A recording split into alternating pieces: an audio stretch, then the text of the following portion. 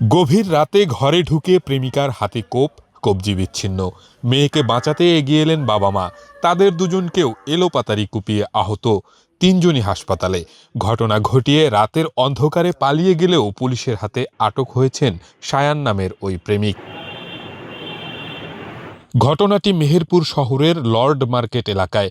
বুধবার রাত 1:30টার দিকে ওই এলাকার বাসিন্দা সেলিম হোসেনের বাড়িতে এ হামলার ঘটনা ঘটে। অভিযুক্ত সায়ন শহরের মল্লিকপাড়া এলাকার হোটেল ব্যবসায়ী আবু তালেবের ছেলে। আহতরা হলেন ব্যবসায়ী সেলিম হোসেন, তার স্ত্রী রেবেকা খাতুন এবং তাদের মেয়ে স্মৃতি আক্তার। হামলায় স্মৃতি আক্তারের ডান হাতের কবজি ওপর থেকে সম্পূর্ণ বিচ্ছিন্ন হয়ে গেছে।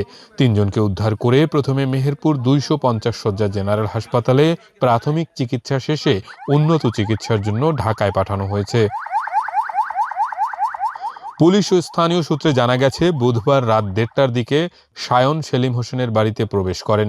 এ সময় তিনি ধারালো অস্ত্র দিয়ে সেলিম হোসেনের মেয়ে স্মৃতি আক্তারের ওপর হামলা চালান। এক পর্যায়ে কুপিয়ে তার ডান হাতের কবজি ওপর থেকে বিচ্ছিন্ন করে দেন। আহতদের চিৎকার ও হামলার ঘটনা টের পেয়ে স্থানীয়রা এগিয়ে এসে তিনজনকে উদ্ধার করে। খবর পেয়ে মেহেরপুর সদর থানা পুলিশ অভিযুক্তকে আটক করেছে। প্রাথমিকভাবে ধারণা করা হচ্ছে সানজিদুর রহমান স্মৃতি এর সাথে সায়নের একটা 2 থেকে 3 বছর একটা প্রেমের সম্পর্ক ছিল। কিছুদিন পূর্বে তারা বিবাহ করে। এক পর্যায়ে আবার শোনা যায় 2-1 দিন আগে স্মৃতি সায়নকে ডিভোর্সও দেয়, পারিবারিক মানে দাম্পত্য কলহে। এই কারণের ঘটনা ঘটছে মর্মে প্রাথমিকভাবে তথ্য পাওয়া যাচ্ছে।